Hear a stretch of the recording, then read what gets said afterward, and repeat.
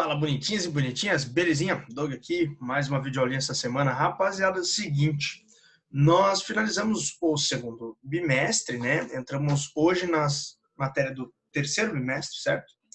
E começaremos, pessoal, aí com uma matéria, voltaremos para a elétrica, tá?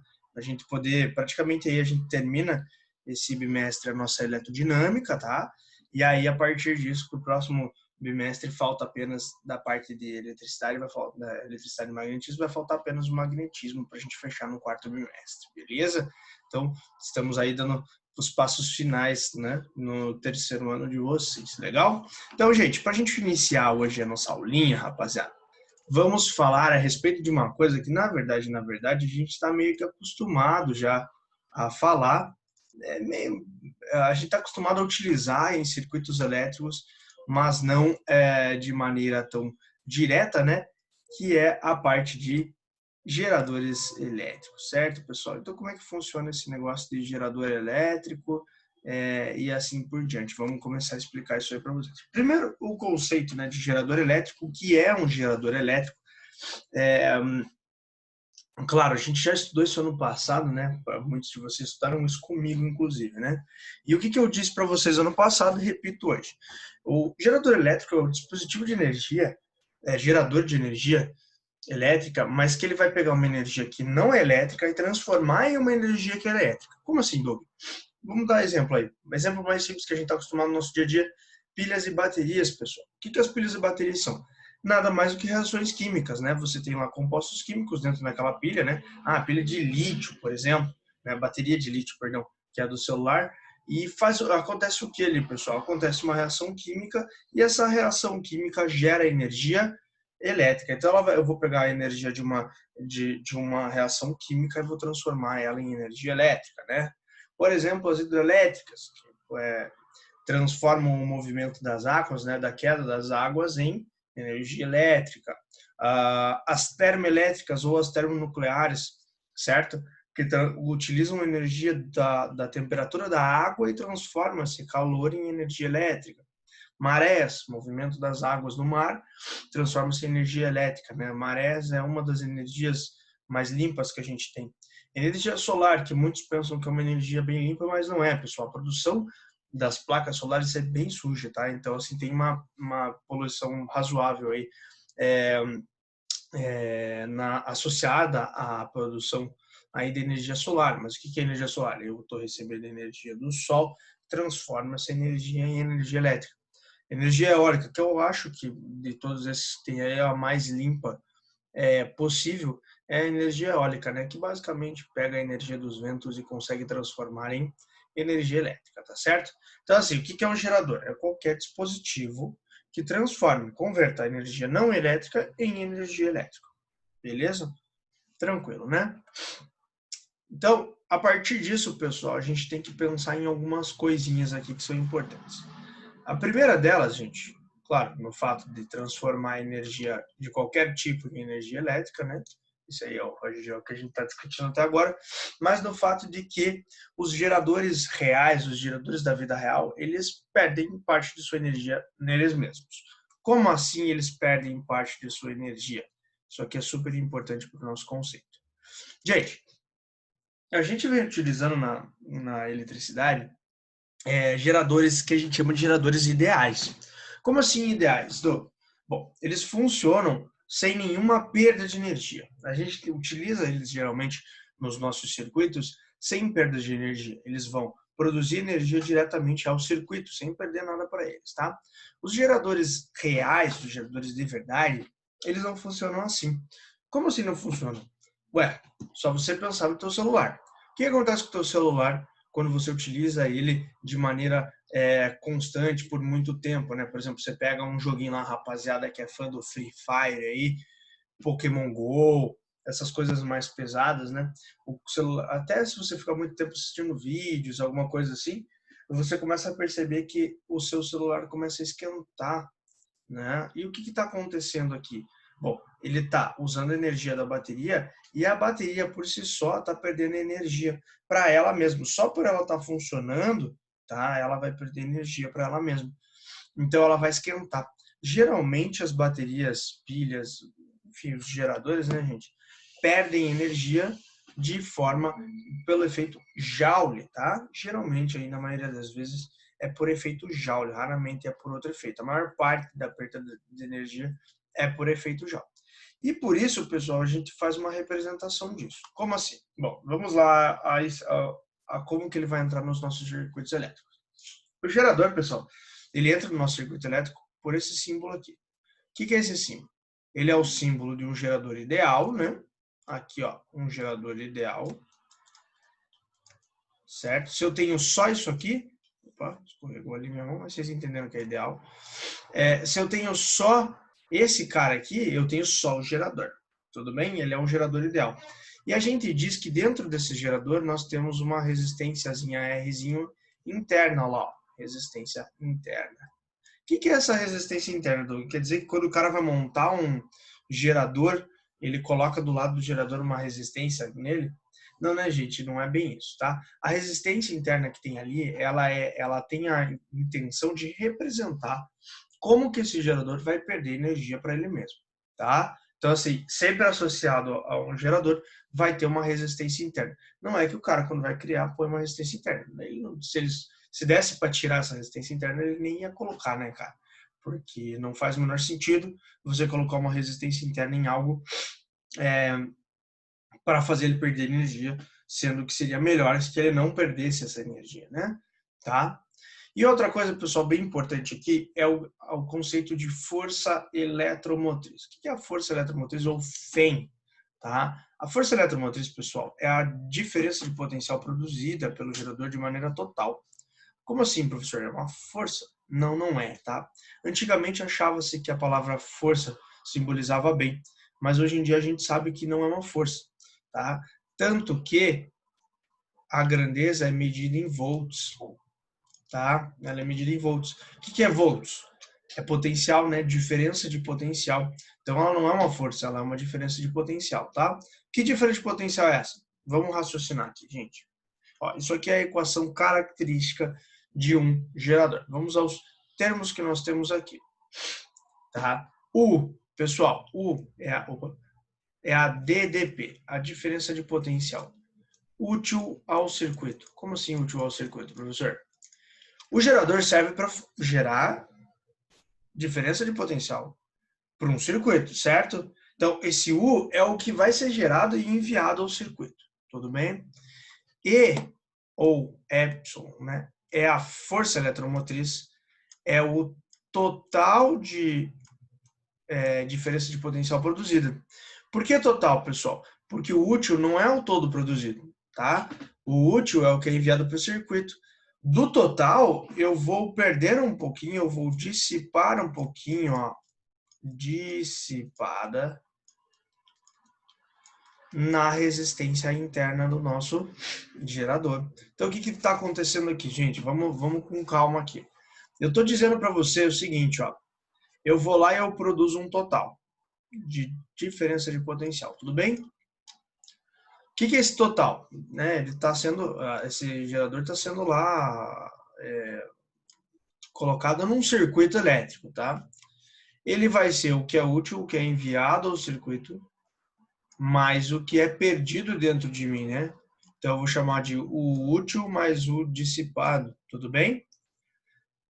Gente, U é igual a R vezes I, né? Então, o que é útil ao circuito mais o que é dissipado. O que é dissipado? O que é usado na resistência interna. E U é igual a R vezes I, URI. Tudo bem?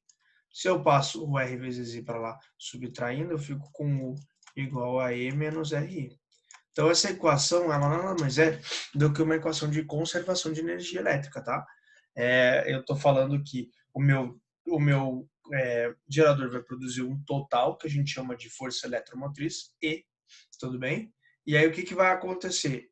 O E vai se dividir em o que vai ser enviado para o circuito e o que ele perde para ele mesmo. Tudo bem? Beleza, né? Gente, importante aqui ressaltar uma coisa. Caso o gerador seja ideal, pessoal, o que significa o gerador ser ideal? Caso ele seja ideal, pessoal, tá? Raciocine comigo aqui o que acontece com essa equaçãozinha aqui. Se o gerador for ideal, significa que a resistência interna dele é zero, tudo bem? U igual a E menos 0 vezes I, certo? Isso aqui significa dizer que a resistência interna dele vale 0. Portanto, pessoal, U vai ser igual a E. Ou seja, o total produzido é útil ao circuito. Legal?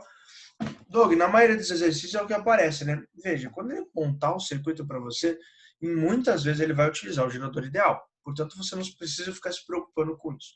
Mas em alguns exercícios, em alguns exemplos, eles gostam de utilizar os geradores não ideais. Então tem que estar ligado como funciona isso daí, porque se aparecer para você, vai ser tranquilo no seu vestibular. Belezinha? Gente, curva característica do gerador. Gente, ó, é só você raciocinar comigo aqui, tá? U igual a E menos R vezes I. Isso é uma função de primeiro grau, tá? Como assim uma função de primeiro grau? Y igual a B mais AX. Tudo bem? Lá da matemática, lá que o Eduardo explicou para você já 200 vezes isso aqui. O que é isso daqui, gente? É uma função de primeiro grau decrescente, né? Onde, ó, o A, o mais A é, na verdade, o menos R, tá vendo? Por isso ela tem que ser decrescente, tá? Toma muito cuidado com isso. Vamos aos dados importantes, pessoal. Este valor aqui, que vem acompanhado do toque do gráfico no eixo Y, é o valor da força eletromotriz. Como que eu sei isso, pessoal? Já vou explicar para vocês isso. Outra coisa, lá embaixo, o toque no gráfico aqui é o valor da corrente de curto-circuito. Professor, o que é essa corrente de curto-circuito? Vamos lá. Primeira coisa, pessoal, vamos fazer alguns raciocínios aqui importantes, tá? Primeiro, quando a diferença de potencial for zero, tá? Ou seja, ó, U igual a E menos R vezes I. Acompanhe comigo aqui, ó. Quando for zero, pessoal, E menos RI, e eu vou chegar na seguinte relação aqui, ó. E é igual a R vezes I. Tudo bem? Belezura? I vai ser igual a E sobre Rzinho. O que é esse I? É a corrente de curto-circuito. Lá, ó. Olha no gráfico, gente. É esse ponto aqui, ó. Quando U é zero. Lembra lá? 0, 0. Quando U for igual a zero, a corrente elétrica vai ser a nossa corrente de curto-circuito. Ou seja, pessoal, o nosso gerador não está ligado a nada, tá? Ele está ligado somente a ele mesmo. Então, eu tenho ele ligado a ele mesmo e ele está perdendo toda a energia que ele produz é perdida nele mesmo, ou seja, no seu resistor interno. Muitas vezes você utiliza esses dados para conseguir calcular quanto vale a resistência interna desse gerador, tá? É um dos caminhos que tem para calcular. Outra coisa, pessoal, caso aconteça, tá, da nossa corrente elétrica ser zero, quando I for zero, o que vai acontecer quando I for zero, pessoal? Quando I for zero, vamos lá, U igual a E menos RI.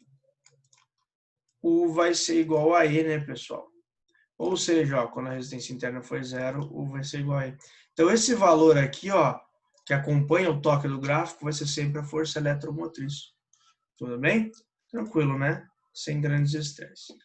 A última coisinha para falar a respeito do gráfico, pessoal, que às vezes pode te ajudar em alguma questão, é o que eu acho que essa tangente do ângulo alfa, tá? O ângulo alfa é o ângulo de inclinação ali. O que é a tangente, pessoal? A tangente de um ângulo, seja ele qual for, é o cateto oposto, né, pelo cateto adjacente.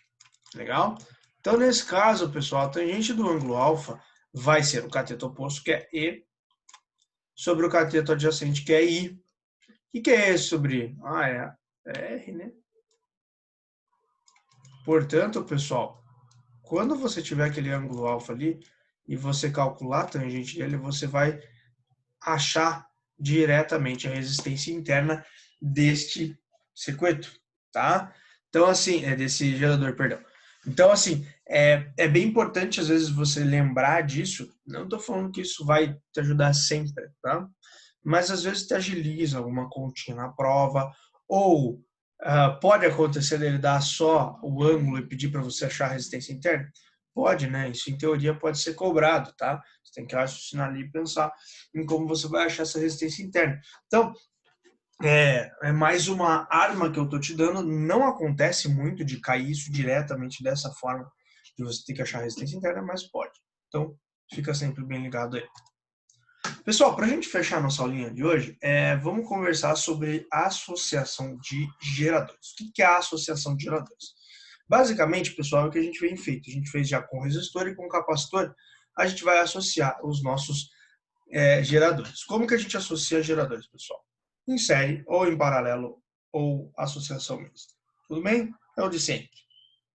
Como é que a associação em série de geradores funciona, pessoal? Essa você está acostumadíssimo a utilizar em controle remoto, essas coisas todas.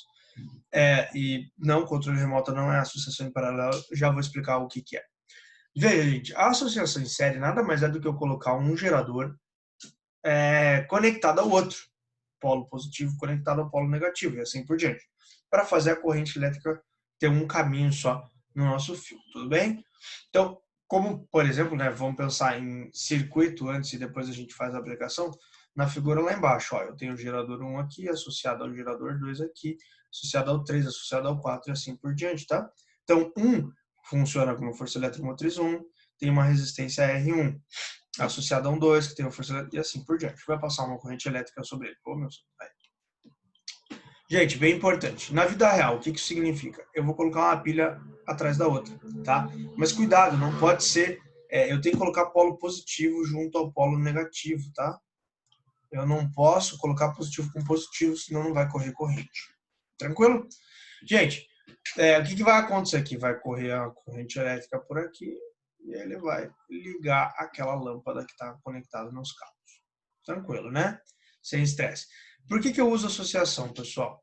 Já vou explicar o que acontece quando a gente usa associação. Só para deixar bem claro aqui no controle remoto, o que está acontecendo aqui, gente?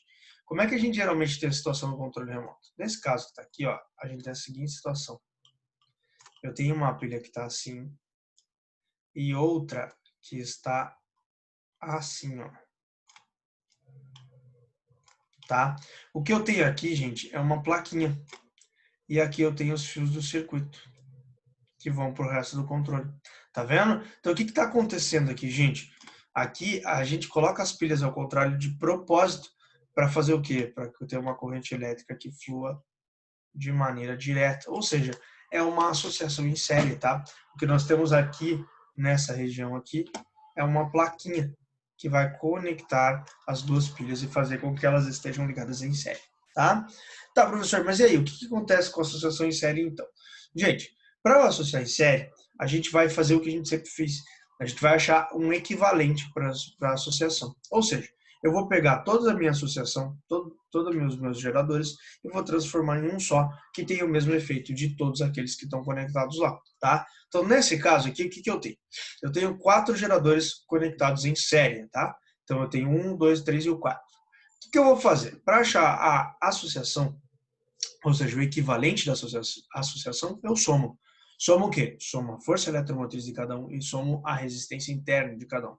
Professor, mas a resistência interna, por quê? Porque eles estão em série, né, gente? Então a resistência também vai ser a soma das resistências. É como se eu estivesse fazendo uma associação das resistências deles e uma associação dos geradores ideais, vamos dizer assim, transformando tudo ele num grande gerador, tá? Então é uma adaptação que a gente faz para melhorar o seu circuito elétrico. Belezura? Tranquilo, né, gente? Então, o que eu faço? Na série, aqui para o gerador é bem simples, eu somo, né? O que vai acontecer, então? Por exemplo, se eu tenho duas pilhas de 1,5 volt, né? Cada uma delas de força eletromotriz e resistência interna de 0,1 ohms.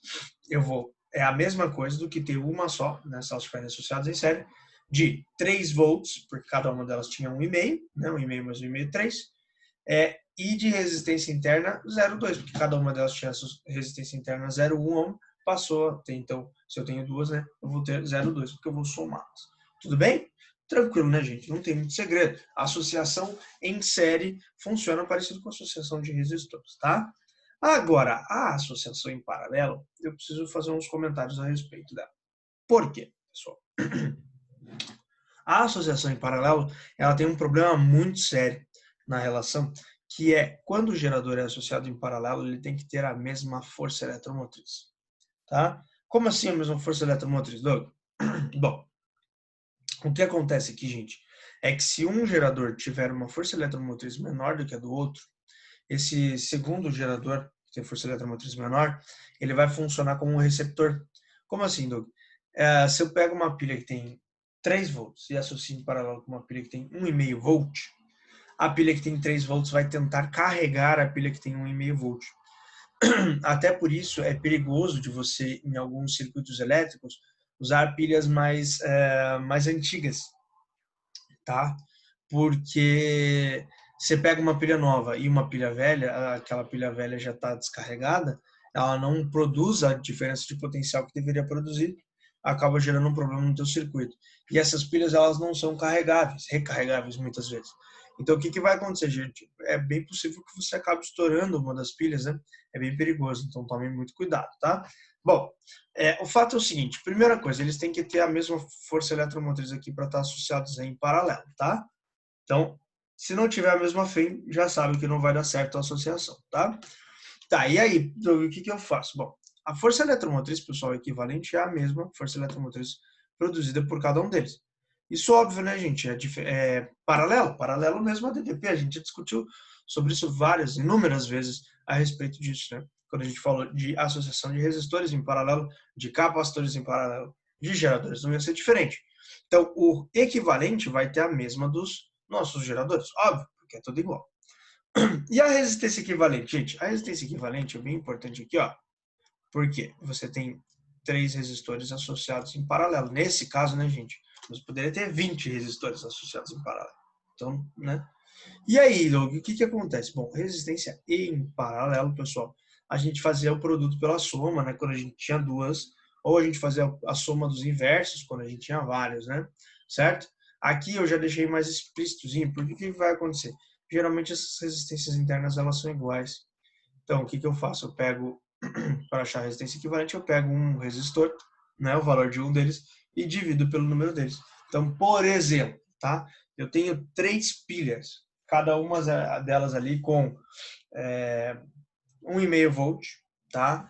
E a resistência interna delas é 0,3 ohms, tá? Então, ó, pensa comigo. Cada um tem força eletromotriz de 1,5 volt e a resistência interna de 0,3 ohms. Não, e por que você está fazendo isso? Você já vai entender o que vai acontecer aqui. Qual é a vantagem de se ligar algo em paralelo, né? Porque para que eu vou ligar algo em paralelo se vai ter mesmo a diferença de potencial, né? A vantagem está na resistência interna, né? Porque a força eletromotriz equivalente, ou seja, se eu pegar um só, ela vai ser o mesmo 1,5 volt. Mas a resistência equivalente vai ser o quê?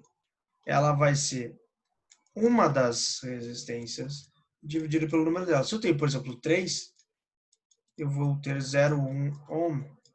Então, o que eu estou fazendo aqui, pessoal? Eu consigo reduzir a perda de energia, porque eu acabo tendo um resistor equivalente menor do que eu tinha antes. Isso me auxilia a reduzir a perda de energia dentro do circuito, tá entendendo? Então, os geradores acabam perdendo menos energia para eles por estarem associados em paralelo. Belezinha? Tranquilo? Então, essa é a função do paralelo aí. Série, não precisa ter nada igual, podem ser várias pilhas diferentes, né, pessoal? Mas paralela é necessário que todas sejam iguais. E associação em série, a gente soma tudo, a associação em paralelo, como nós vimos, mesma diferença de potencial, e a resistência a gente divide pelo número delas. Beleza? Gente, então é isso aí, tá? Nós terminamos por aqui essa partezinha de geradores. Ainda tem mais um pouquinho para a gente ver sobre geradores. Vamos ver receptores e tal. Estamos quase finalizando o nosso módulo de eletrodinâmica aí. Beleza? Então é isso, pessoal. Um abração e falou!